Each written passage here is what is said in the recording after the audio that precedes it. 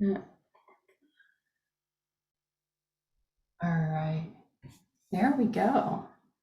So welcome on in, everybody.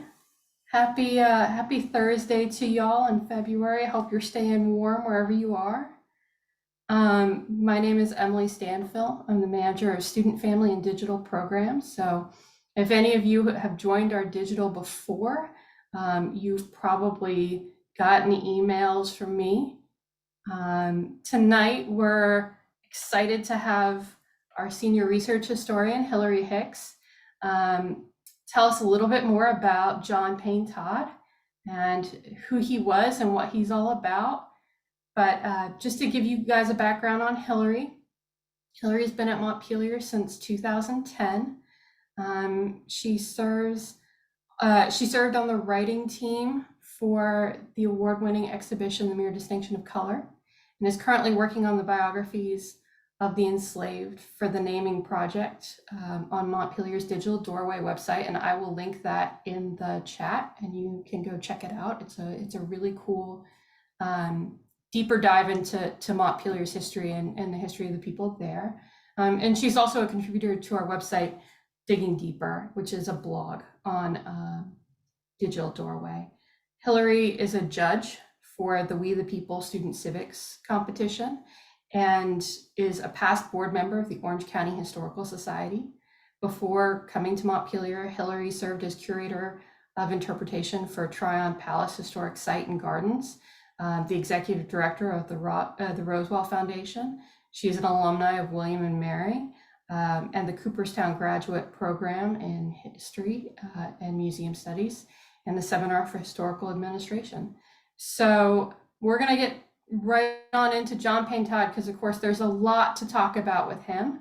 But as always, if you have any questions or if you're curious about anything, please don't hesitate to put them in the chat. I'll be monitoring the chat and certainly pass those along at the end, and we'll try to get through as much as we possibly can because, as we all know, John Payne Todd's a complicated dude, so he deserves some time. But I'm gonna toss it over to Hilarie, and she's gonna start right on in. Okay, let me start by sharing my screen, and hopefully now you are seeing John Payne Todd's Overseas Odyssey, and you're not seeing my notes or my cat pictures or my grocery list or anything else.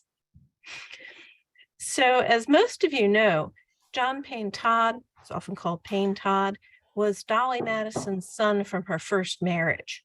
And his father was the Philadelphia lawyer John Todd Jr., who died in the 1793 yellow fever epidemic in Philadelphia.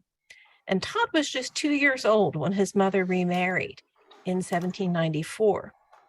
And even though we refer to James Madison as Todd's stepfather, he was, for all intents and purposes, the only father that Todd knew. Madison even signed himself Papa on letters to Todd. Todd's early education we don't know much about, but he attended boarding schools during much of the Madison's Washington years. From age 11 to 13, he studied at the Alexandria Academy, so that's 1803 to 1805. He didn't do so well there. He then transferred to St. Mary's Seminary and University in Baltimore, where, among other resources, he had a private tutor in French. And Todd remained at St. Mary's until 1812, when he was 20 years old. And after being out of school for about a year, Todd had the opportunity to travel abroad.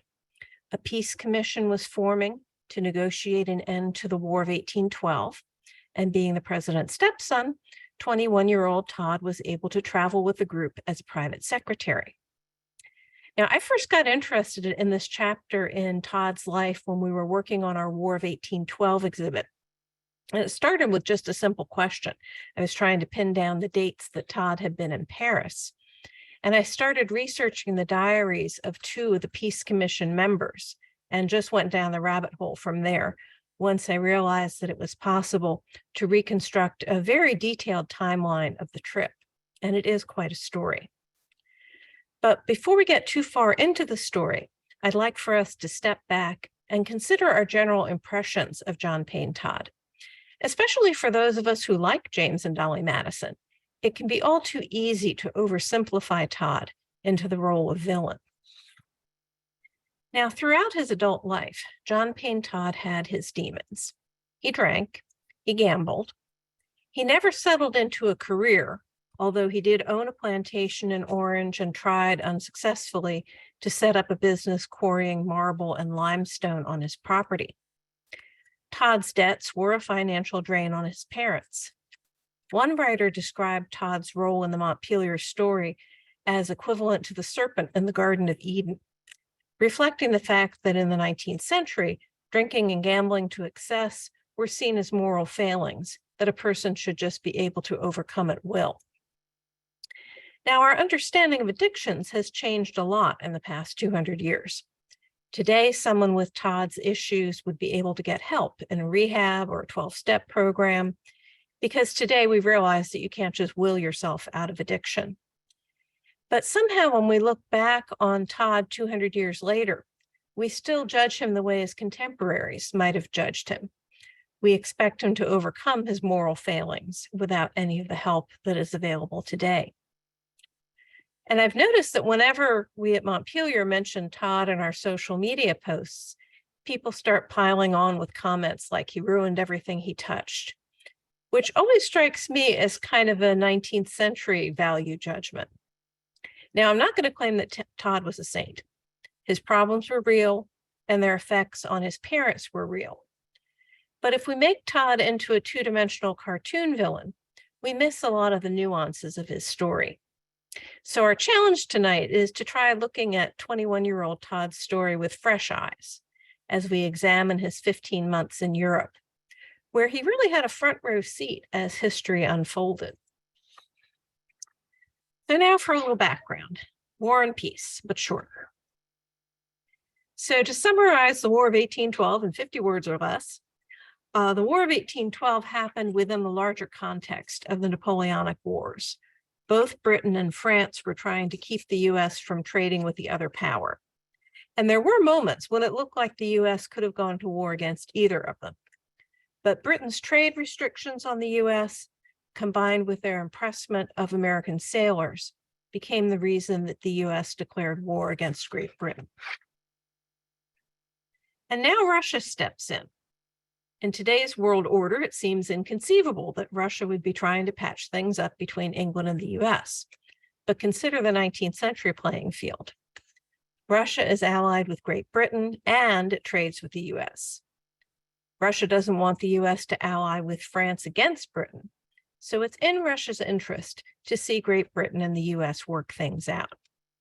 So the Tsar offers to mediate. Madison accepts the offer and starts getting a peace commission organized to go to Russia. So the first part of the story is this journey to St. Petersburg for the Russian mediation. And here are the members of the US Peace Commission. Starting with John Quincy Adams. He's age 46. He's the US minister to Russia, so he's already in St. Petersburg. And he's very helpful for our purposes because he kept a detailed diary. And there's many mentions of Todd in the manuscript diary.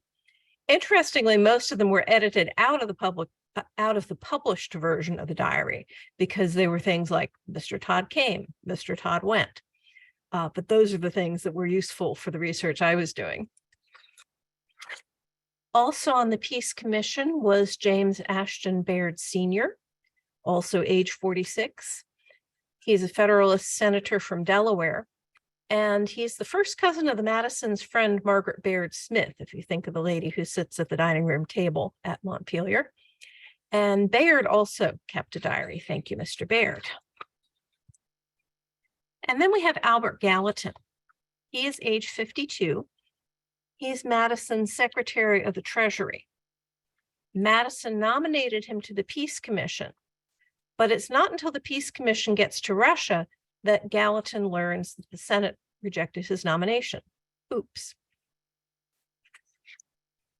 And then the Peace Commission had official secretaries. One was Levitt Harris, age 43. He was already in St. Petersburg because he was the US consul. And then Christopher Hughes, who was age 27, and he was at the beginning of his diplomatic career. He would later serve as charge d'affaires on missions to Sweden and the Netherlands. And then the members of the commission also had their own personal secretaries. So William Steuben Smith was John Quincy Adams' secretary. He was age 26. He was a nephew of John Quincy Adams, and he was quite a character. At age 19, he had participated in Francisco de Miranda's unsuccessful attempt to liberate Venezuela from Spanish rule in 1806. And that kind of hampered his career. 3 years later, once John Quincy Adams was appointed minister to Russia, Smith asked if he could be his uncle's secretary. And so Smith also was already in St. Petersburg at this point.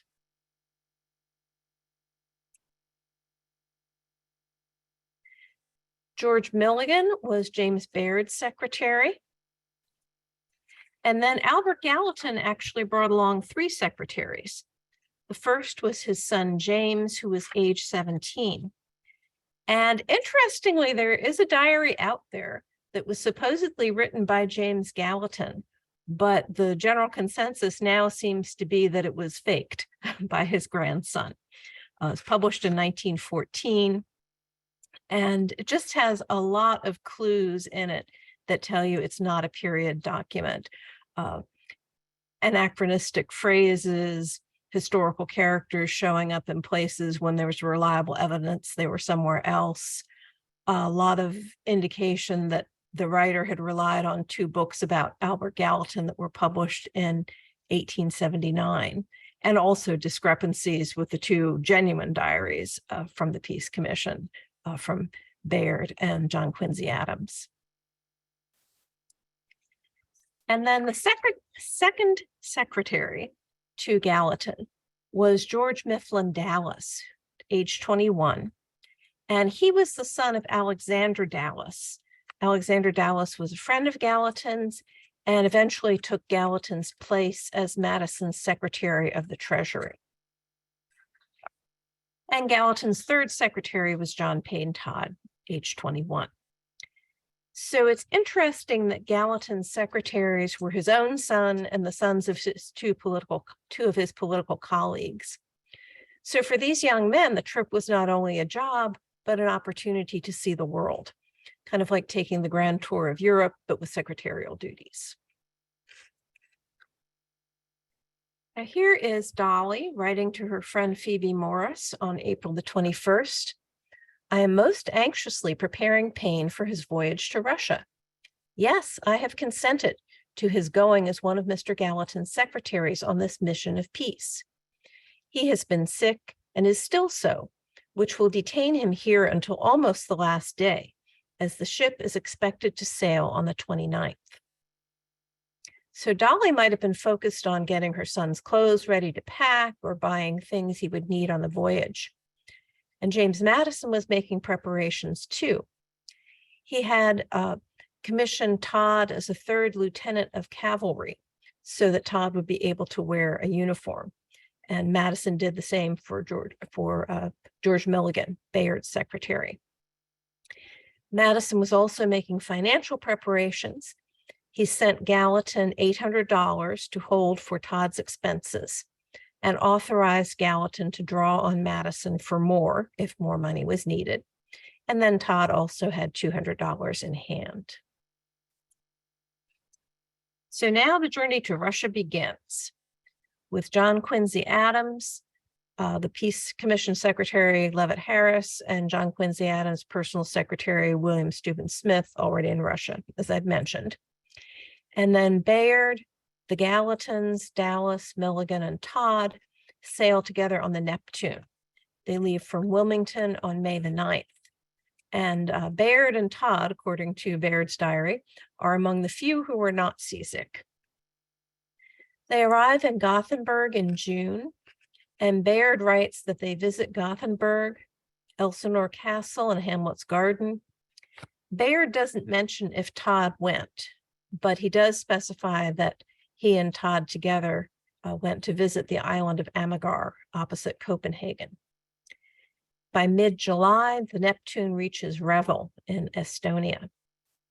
And due to unfavorable winds on the Baltic Sea and the Gulf of Finland, everyone except Todd goes overland the rest of the way. And they get to St. Petersburg about a week ahead of Todd, who stays on the Neptune. And so here we're mapping the route of the Neptune from Gothenburg to Copenhagen to Revel to St. Petersburg. So the group has been traveling since May 9th, and now they're all finally in Russia by July 28th. And then on August 1st, the commission gets some surprising news. Great Britain has turned down the mediation offer. Russia extends the offer again, and the commission stays in Russia until the end of 1813, waiting for Great Britain to respond. So what can the commission do with all this time on their hands? They go sightseeing, collectively and individually, in between dinners and meetings with their contact at the Russian court. Most of the sightseeing info comes from John Quincy Adams and Baird's diaries. Sometimes they specify that Todd is in the group with them. Sometimes it's hard to tell. So I'll just cover some sites that we know Todd visited. So this is the Kazan Church, which Todd and Baird visited on July 29th. It was built between 1801 and 1811, so it would have been very new at the time. It was inspired by St. Peter's Basilica in Rome, and it was intended to be the primary Russian Orthodox church in the country. On August 16th, the whole group goes to Zarkozelo, which means Tsar's village. It's now called Pushkin.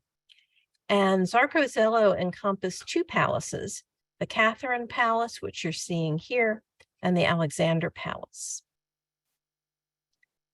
On August 31st, Todd and others went to Peterhof, known as the Russian Versailles, to see the palace and its waterworks.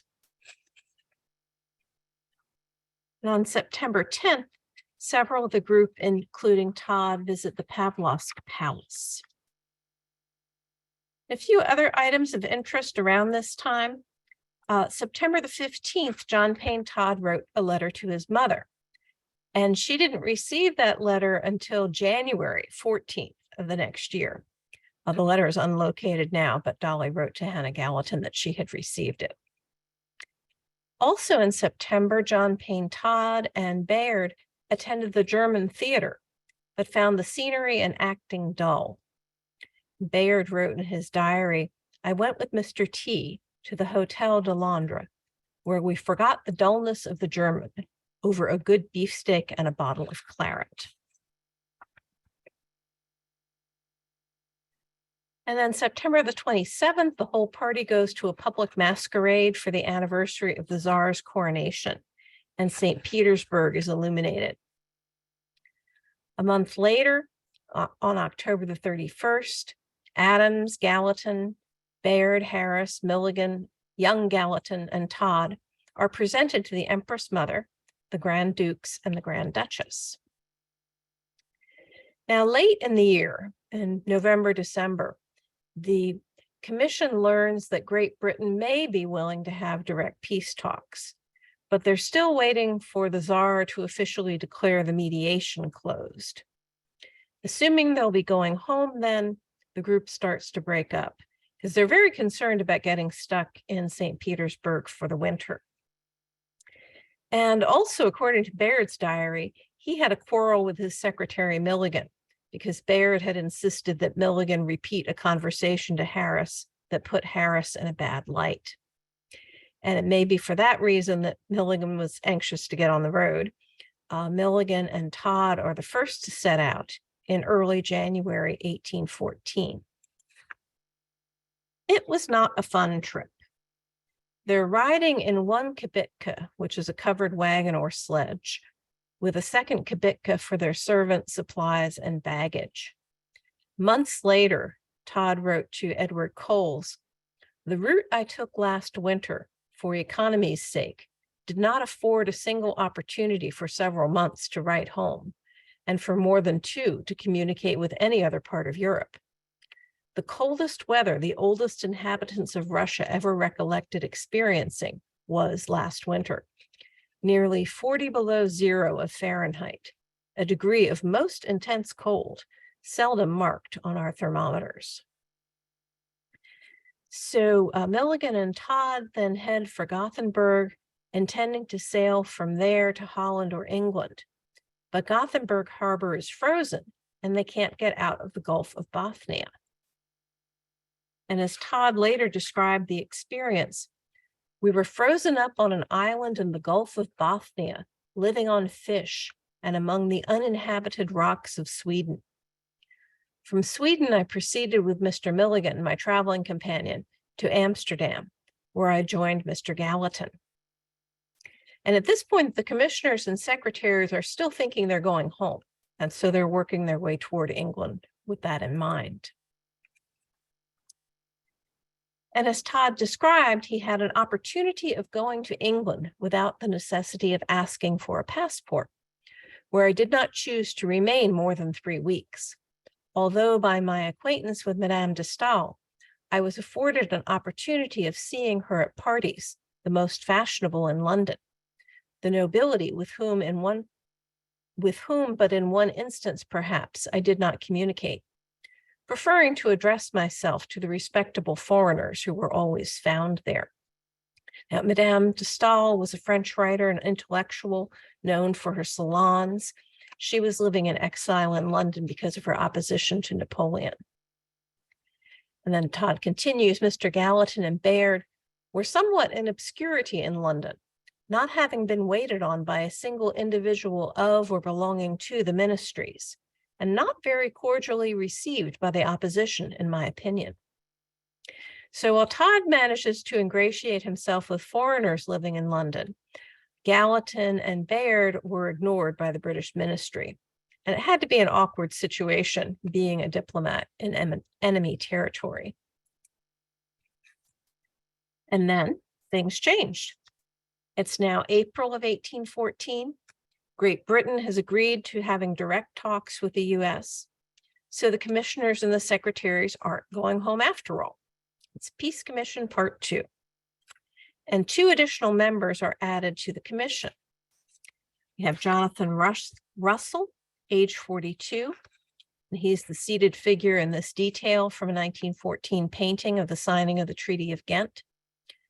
Russell was a diplomat who had served in France and England, and Madison had nominated him to be US Minister to Sweden. And also Henry Clay is added to the Peace Commission. He's age 36, so he's kind of in between. Most of the other commissioners are in their 40s. Most of the secretaries are in their 20s. Clay is 36.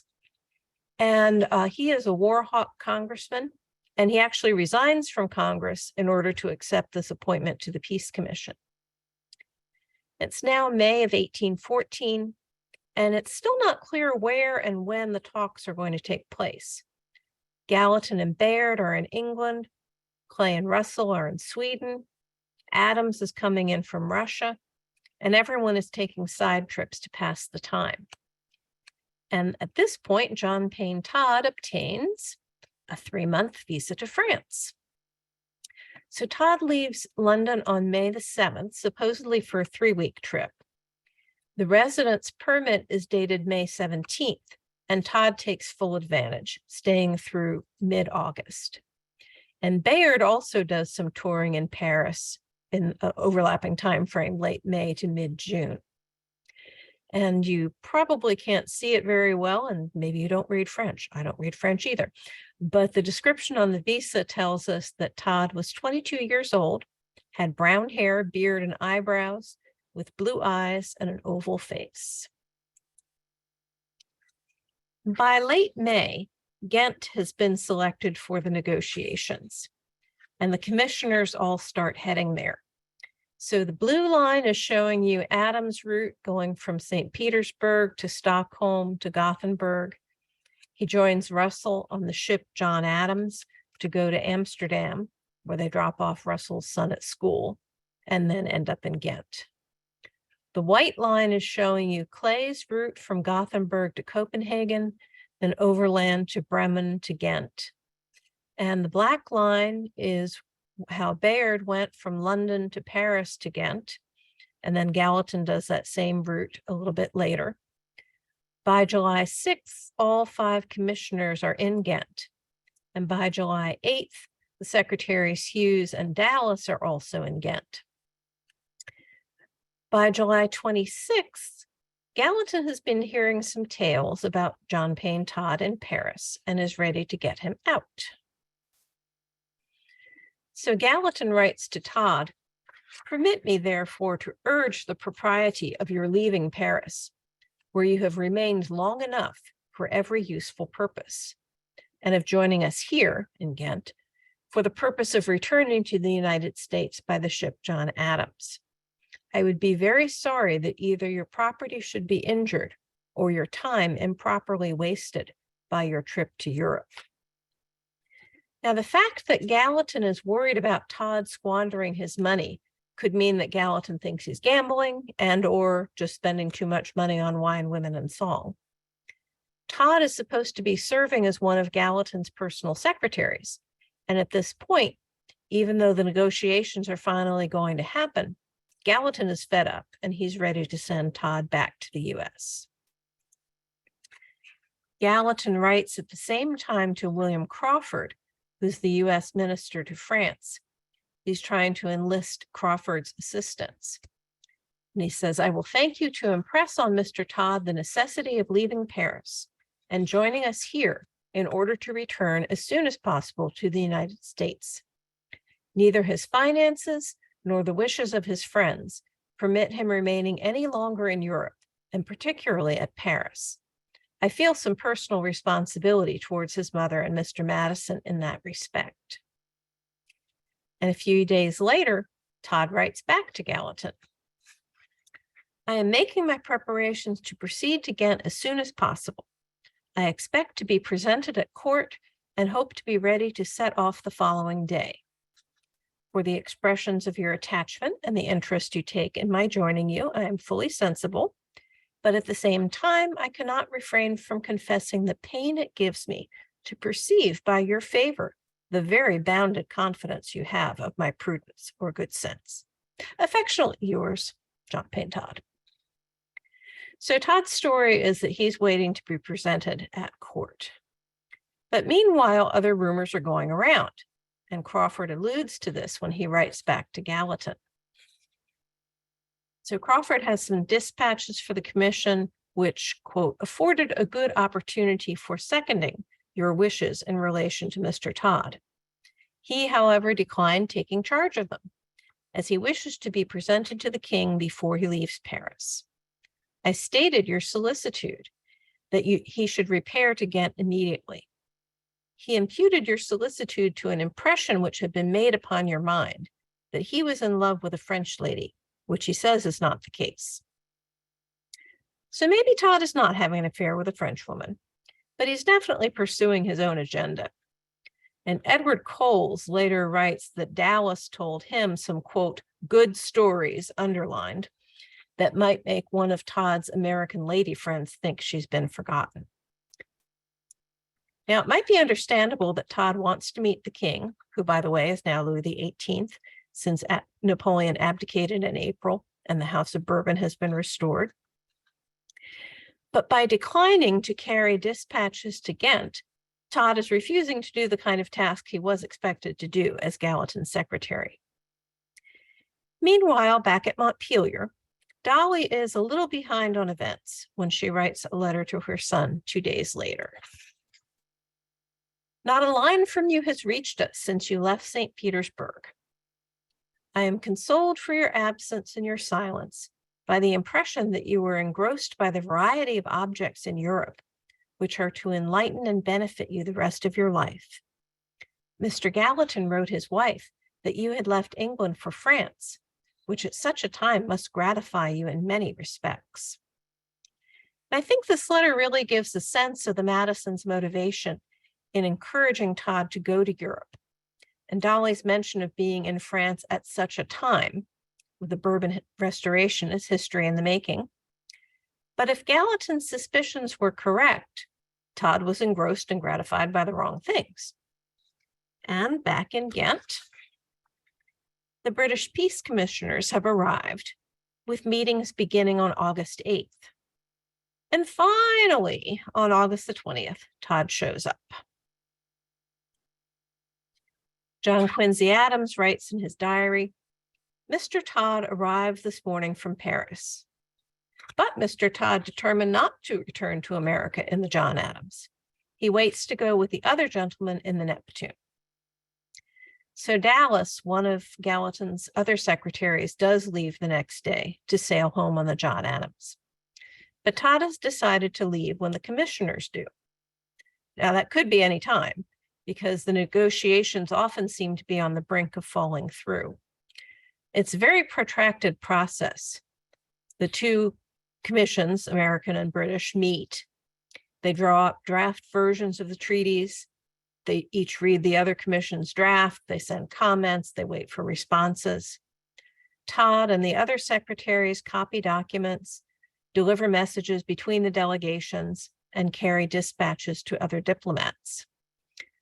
Todd apparently was not always fast enough at his job. John Quincy Adams once complained that Todd had not finished copying papers that had been given him the previous night. In late September, Todd goes to Antwerp, where the British Commission is staying for a few days, to deliver a note from the American commissioners along with some other documents. And other times he carries letters and dispatches to Ostend. So his official duties do take him a number of places.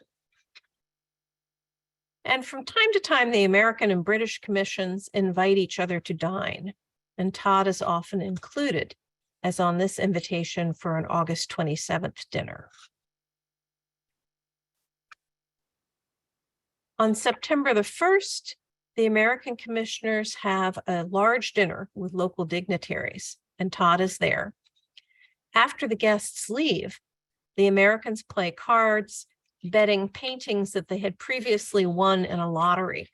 So this quote gives you a sense of a lot of the different activities, extracurricular activities going on. John Quincy Adams writes in his diary, "Mr. Clay won from me at a game of all fours the picture of an old woman that I had drawn as a prize in the lottery of pictures, in which we had all taken tickets. He also won from Mr. Todd the bunch of flowers, which Mr. Russell had drawn, and which Mr. Todd had won from Mr. Russell." So these are probably small paintings, not especially important to the travelers, considering how that flower picture passes from Russell to Todd to Clay. Adams mentions another card-playing session a few days later, where Russell, Todd, and another man were playing cards in Clay's room when Adams retired for the night. And Adams hears them leave just before he rises, a half an hour before daylight. Clay later moves elsewhere, and Todd lodges with him. Now, this is a letter where Todd updates James Madison on the negotiations. He says, "Dear Papa, whether this dilatory manner of proceeding on the part of the British government is chosen on account of the incompetency of her commissioners, or from an intent to procrastinate the negotiation in order to give time to their expeditions against the United States to act, you who are well acquainted with her policy can decide." So that seems to be a pretty perceptive observation on Todd's part, that maybe Great Britain is delaying the negotiations because they want to continue with the activity on the military field. And later in this letter, Todd notes, "We received 10 days ago the very painful intelligence of the destruction of the public buildings in Washington. I must regret my absence, for if I could have served in no other way, I might have been useful to you or my mother." So it must have been strange to realize that while he was enjoying himself in Europe, the White House, his parents' temporary home, had burned down a month and a half earlier. Now, October 1814 is practically over, and it's clear that the Peace Commission won't wind up in time to go home before the winter. Gallatin asks the financial firm of Baring Brothers to increase Todd's line of credit due to the fact that the Peace Commission has been detained in Europe far longer than expected. Gallatin notes that Todd has received £500 so far from Baring Brothers. In December, as time drags on, Todd and John Quincy Adams go on an outing in Ghent together to see a rhinoceros, probably a stuffed rhinoceros. John Quincy Adams writes in his diary that it is the same of which is described and painted in Buffon's Natural History. It is the most deformed and hideous of quadrupeds, and has particularly the most misshapen head. And Buffon was a well-known French naturalist. One of the books that Jefferson sent to Madison from France in 1786 was Buffon's Natural History. And the story continues in John Quincy Adams' diary. He says that later he and Todd run into two of the British commissioners and tell them to go and see the rhinoceros. And John Quincy Adams says, the doctor inquired whether he was lively, much to the diversion of Mr. Todd. So the idea that there was a live rhinoceros in Ghent was rather humorous. Finally, the peace treaty was signed December 24th. The announcement was delayed until noon on December 25th to give a head start for news to be carried to the British government. John Quincy Adams wrote in his diary, Christmas Day, the day of all others in the year most congenial to proclaiming peace on earth and goodwill to men. Mr. Todd had company in his chambers this day, and at 12 o'clock announced to them the conclusion of the peace. And this article appeared in a newspaper under the headline, Ghent, December 25th. Mr. Todd, one of the secretaries and the son-in-law of Mr. Madison, had invited some gentlemen of his country and some others to partake with him of a liquor with which the Americans used to treat their friends on Christmas Day, and which is called eggnog. At noon, while they were waiting for the eggnog, engaged in pleasant conversation, suddenly the American beverage made its appearance, and Mr. Todd said, it is 12 o'clock. Well, gentlemen, I announce to you that peace has been made and signed between America and England. Very soon, Messrs. James Gallatin, Carroll, Hughes, and His Excellency Mr. Clay entered and confirmed the news. The writer of this considers it one of the most pleasant moments of his life, in having been a witness to the burst of joy to which this event gave rise. In a few minutes, the exchange of the whole city were informed of it. And also, William Steuben Smith's wife writes to Dolley Madison on December 25th, quote, I have just seen your son, who is in high spirits. She writes that her husband has gone to dine with Todd and, quote, we are going this evening to a large assembly where all the beauty and elegance of the town is to be assembled. The next day, Todd and other secretaries are busy copying letters to be sent with the copies of the treaty. And then there's a banquet on January the 5th in Ghent, where John Quincy Adams wrote that Hail Columbia and God Save the King are played alternately until, quote, tiresome. And in art news, the previous day, Charles Sprout's 1805 painting, Christ Appearing at Emmaus, takes the prize in Ghent. Todd acquires it and later brings it back to Montpelier. Todd had an acquaintance with the artist Sprout, who wrote him a note on December 29th, celebrating the work of the Peace Commission before they left. And Todd wrote later that the artist had told him the painting had been intended to be a church altarpiece, which explains its large size. It reached floor to ceiling in Montpelier's drawing room. In 1848, the painting was described by Dolly's niece, Annie Payne, for a proposed raffle, quote, a large Flemish painting by C. Sprout, executed in 1805, representing Christ appearing to Peter and Cleopas at Emmaus, which took the prize at Ghent the day the Treaty of Peace between America and Great Britain was signed. This painting cost $1,500. And it's interesting that over 30 years later, the family still associated the painting with events surrounding the signing of the Treaty of Ghent. We don't know where the original Sprute painting finally ended up. To furnish the Montpelier drawing room, we acquired a reproduction of another painting of the same subject by William Herrins, which is what you see in this slide. At this point, you might think everyone is coming home, but it ain't over till it's over. They all go to Paris, awaiting further instructions, and then eventually they go to London to negotiate a commercial treaty. It turned out to be a pretty exciting time to be in Paris. William Crawford, the U.S. Minister to France, presents John Quincy Adams, Russell, Clay, and the Secretaries Milligan and Todd to Louis XVIII. Now, this picture is Louis XVIII receiving somebody else at the Tuileries, but we'll pretend. And here's a great description from John Quincy Adams' diary of an art museum outing. He says, I went with Todd, rather by accident than design, into the Salon d'Exposition and the National Museum, where intending to spend half an hour, we passed 3 whole ones, and finally were obliged to withdraw at 4 o'clock when the doors were to be closed. The multitude of objects was such as left my mind in a state of confusion. The Apollo, the Venus de Medicis, with a great number of other antique statues, the Transfiguration of Raphael, the Descent from the Cross by Rubens, and all the masterpieces of painting here collected, contrasted with the glare of coloring and unnatural attitudes of the pictures at this exposition, took from me all faculty of meditation and almost of discrimination. Museum fatigue is real.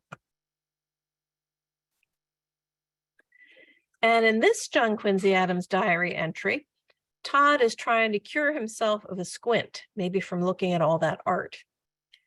Adams says, Todd I found at his lodgings with a patch of green silk over his right eye. An optician here has undertaken to cure him of squinting and has prescribed to him to keep to his chamber for several days. Todd follows the prescription for the first part of the day, but he cannot resist going out in the evening. He was going out this evening to a large ball given by a countess, and to which he was to be introduced by one of his acquaintance. Bayard, meanwhile, becomes seriously ill with a cough, fever, and ulcerated throat. Gallatin and Clay have gone to London to see whether a commercial treaty is possible, and French history is about to change again. March the 20th, the king and the royal family leave Paris. Adams hears people on the street shouting support for the emperor. He walks through Paris and sees the crowd awaiting Napoleon. And in the evening, Adams joins Gallatin in his box at the theater. John Quincy Adams writes, Mr. Todd, who came into the box for a few minutes, told me that the emperor was to make his entry at noon tomorrow. I did not know that Napoleon had actually arrived while I was at the theater. On March the 26th, Easter Sunday, Adams meets Todd to return to the Salon d'Exposition and the Napoleon Museum.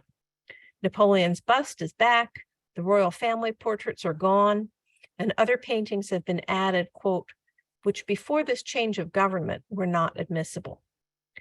I have to feel some sympathy for my 19th century museum colleagues having to rearrange the art with every change of administration. And the cultural outings continue. Todd and John Quincy Adams attended Mass at the Chapel of the Tuileries after Todd obtained tickets for it. And meanwhile, plans are underway for the Peace Commission to return to the US. Bayard is still very ill. So the plan is that the Neptune will pick up Bayard and Todd in France and then pick up Gallatin and Clay in England. 2 of the commissioners weren't going to be going home. Adams was taking a new diplomatic post in England, and Russell was going to return to his post as minister to Sweden. On May the 9th, Great Britain agrees to commercial treaty talks in London. The Americans don't want to linger too long because of Baird, who is too ill to leave the Neptune. As the talks drag on, the Peace Commission decides to send Baird home in the Neptune on June the 18th. And Todd stays in London too, writing his mother that we have a great deal for you on board the Neptune, presumably a great deal of artwork. So there's still some time for extracurriculars in London. John Quincy Adams and his family meet Todd at Covent Garden. And since Todd didn't sail in the Neptune, which had been commissioned for the diplomatic mission, Gallatin has to write to Baring Brothers again for another £80 for Todd's passage home on another vessel. So he wouldn't have had to pay if he had been on the ship that had been commissioned for the Peace Commission. Todd is planning to sail with Clay, who warns him in a jocular tone, "Be you ready, for I wait for no man." And along with the Gallatins, they sail on the Lorenzo in mid-July. Meanwhile, the Neptune arrives in Wilmington on July 31st, and Baird is taken to his home and dies a week later, which seemed very sad to me after spending so much time with him in his diary. Dolley Madison experiences some confusion because she has not yet received Todd's letter that says he's not on the Neptune. She gets it about 10 days later. So she's surprised that Todd isn't on board the Neptune and is concerned about his baggage that is on board. She writes, "My dear Payne's clothes and a variety of articles he has collected in Europe for us. I am afraid they were placed carelessly on board the Neptune without direction or security, as he expected to come with them." Todd, Clay, and the Gallatins arrive in New York on September the 1st. And as his last duty to the Peace Commission, Todd carries the commercial treaty to Washington, D.C. Gallatin writes James Madison that Todd is, quote, "in good health, but he has spent a longer time in Europe and more money than I wished." Todd owes £1,280 plus interest to Baring Brothers. And Ralph Ketchum, Madison's biographer, estimated that at about $8,000, which is a lot, but Todd was in Europe for over a year, which was not the original plan.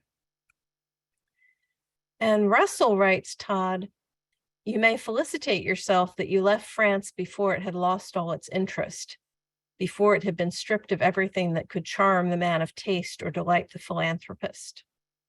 The walls of the Louvre are now naked, and bigotry and despotism, it is to be feared, have taken possession of the Tuileries."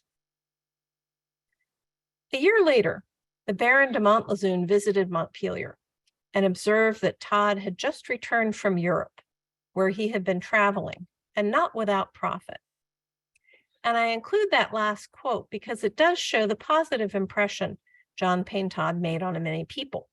He could be very charming and engaging, and he had just had an incredible cultural experience. A fascinating chapter of Todd's young life had just ended. Although he had only signed up for a trip to Russia, he had essentially had the grand tour of Europe. He had been presented at more than one royal court, and he had lived off fish on the uninhabited rocks of Sweden. He had been an eyewitness not only to the peace treaty between Great Britain and the United States, but also to the upheavals in post-revolutionary France. Sometimes Todd carried out his secretarial duties, and sometimes he was caught up in the excesses of drinking, gambling, and spending that would later bring so much distress to his family and to himself. I hope you've enjoyed touring Europe with John Payne Todd, and I will stop screen sharing now and answer a few questions.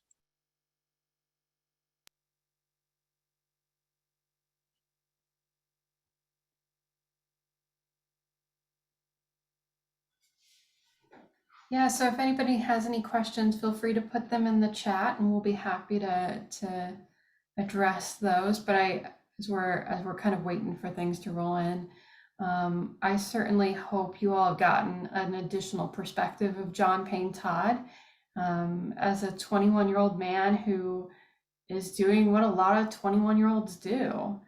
Hilarie, as you were kind of researching through, was there anything specifically surprising that you came across, or anything that surprised you as you were researching? I think some of the things that surprised me was just being able to put it all in context, that it's not just sort of John Payne Todd running riot through Europe. There were so many points when the Peace Commission just had time on their hands, and in many ways he was doing the same things that the other commissioners were doing, just he was doing some of them to excess. Yeah, Devi is saying that you had mentioned that people tend to be disparaging towards John Payne Todd, and I've certainly encountered that when I've given tours. There's almost like a romanticism towards his bad behavior, and where does that come from? Is that because it doesn't seem to necessarily be from the 1800s, well, at least during the time he's in Europe, but is that more of a reflection of his later life, do you think? I think some of it is sort of reading backwards on his life, knowing how difficult things became later on, and sort of projecting that onto his earlier life and just assuming that he was in trouble all the time. I was flipping through a book in the last couple of days on John Payne Todd, and I was interested to see in this particular book, a lot of reliance had been made on secondary source biographies. And it's like, it's sort of like telephone. The story just keeps getting bigger and bigger until, maybe John Payne Todd was in his playpen making bets with the other babies. I mean, it's just almost a little absurd at times. And we do have some writings, some personal writings of John Payne Todd and his journals. And what's the scope of that? Give us a little bit of insight into what those are about. Yeah, there are journals covering several periods of Todd's life, and it seems to go along with the fact, and this is one thing that people don't always know about John Payne Todd, is that he often seemed to be trying to improve himself. He would go through these periods where he would try to keep track of what is he eating, what is he drinking, whether or not he's using tobacco, and keeping track of that in his diary. And in his diary, he makes comments that show some personal frustration with himself. That he says things like he can never temper things, which is interesting that he's using language associated with the temperance movements, which makes you think that he's paying attention to the rest of the world, and he knows he has a problem, but he's in his writings trying to fix that. But then each time he makes these resolutions, and then at some point he goes off the rails again. And some of his diary entries can be just very confusing and stream of consciousness. And in some ways, I mean, I'm not competent to make this diagnosis, but in some ways, I have wondered maybe if there's some bipolar issues, because he does seem to have these swings that go back and forth, and some of his writings, he seems a little manic. So I think there's just a lot going on with John Payne Todd. All right, we had a question from, let me see if I can grab it, from Sean. And Sean said, there seems to be quite a bit of nepotism in the selection of these secretaries. And did Madison receive any criticism for that? That's an interesting question. I don't think so. I mean, the secretaries were pretty low level, so I don't think there would be much more concern than if someone today just hired a secretary that they already knew. Catherine's asking, was he never able to settle into a profession, or no matter his good feelings towards Madison, they weren't in any sense the same character or talents? Yeah, he doesn't seem to have been able to settle into a profession, and why that's the case is hard to say. There are some other young men in his generation who are the sons of founding fathers who also seem to have this issue. So I don't know if there's just something about dealing with famous parents or what. But yeah, he never really settles into a profession. Um, I think he may have had some interest in the law, because during Dolly Madison's widowhood, when she is often either being sued or suing someone else over debt, he's always in orange on court day because he's trying to represent her position. So I think he felt he knew something about the law. I'm not sure that he knew it as well as he thought he did. And Devi here is, he's one of our interpretive staff, and he's talking about trying to make John Payne Todd contemporary. And I can certainly relate to that when I give tours. I feel like John Payne Todd is often one of the most relatable and contemporary people at Montpelier. And he said, didn't his drinking become a problem after he went abroad? He was a very young man, and one can easily understand how a young man with so much pressure on him may have found an escape through gambling, trying to make his own fortune in own ways, and drinking. Just some thoughts as I see some examples in today. Yeah, Go ahead. It's an interesting observation. I think it's hard to say exactly when his drinking became a problem, because we don't have consistent records all the way through. I think gambling, there's a couple of issues associated with gambling, and in this time period, I think it was kind of part of your manhood. It was demonstrating that that you had wealth and that you could be cavalier about putting some of it up. So I think gambling was very much of his class and of his time period, and where other people could maybe know when to stop, he just didn't. All right. Is there anything anybody else would like to ask in the chat before we end our evening? Well, if there's anything else, we'll grab it. Oh, one more. Do you feel you've exhausted? Oh my goodness. Now they're all rolling in. Do you feel you've exhausted the materials for this subject, or does your research point to other sources? Funny you should ask that, because in reviewing all this again, a lot of this research I did 10 years ago when we were doing the War of 1812 exhibit, and going it over it again now, one of the things I noticed is that William Steuben Smith has a diary. So that would be very interesting to read. It's at Massachusetts Historical Society. Unfortunately, it hasn't been digitized yet. So I think it would be very interesting to read from the perspective of one of the young men and somebody who was sort of Todd's partner in crime in some of the times. So yes, there's always more to look at.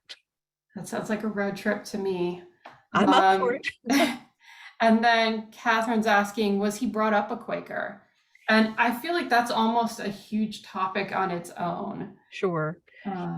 It's an interesting question, because in some ways, Dolly Madison is read out of Quaker meeting when she marries James Madison.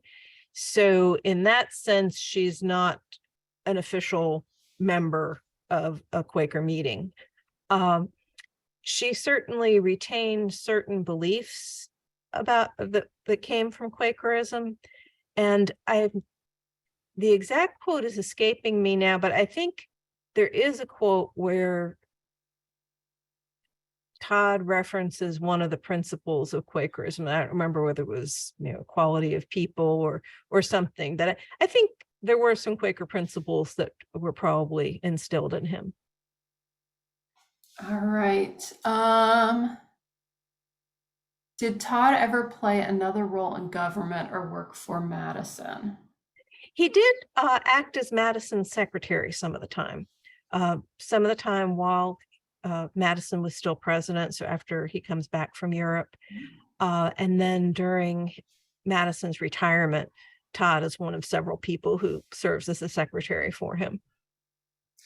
And then another question from Mark is there any information on other relatives with similar problems of excess in their life? Yes, definitely. Particularly Dolly's brother, John Coles Payne. He had a lot of the same gambling, drinking issues. And Dolly's father seems to have gone through a bout of depression. So those are two different mental health issues that sometimes can both have some hereditary components to them. All right. Well, I think we're going to close it out there. It is 8 o'clock. So thank you everybody for joining us tonight. I just want to remind everybody that on February 28th, we have another virtual program hosted by the Center for the Constitution. It's going to be Women in the Constitution. It's about much more than the 19th Amendment. And the speaker that night is going to be Dr. Julie Sook. So please, please, please come and join us for that one. I know Patrick is going to have a great time there. And we may have some other things kind of coming up. So definitely check on our socials, check on our website, because we have a lot coming up for the spring that's still in planning, and we'll probably start to announce within the next week or two. So I certainly hope we get to see you more this year and that you've had a great start to the new year. And we will see you all in the next virtual event. So have a good night, everybody.